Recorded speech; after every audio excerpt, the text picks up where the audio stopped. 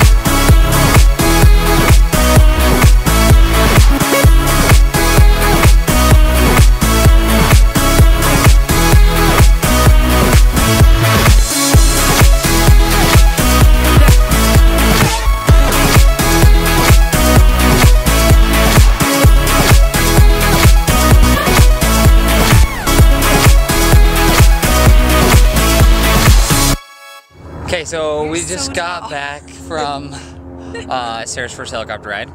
I think it went awesome. It went awesome. She got a tiny bit airsick when we landed, but it's okay. She's fine now. Look at her. I'm good. Great. See you next time, guys. See you next time. Hey guys, we just got back from the flight. It was awesome.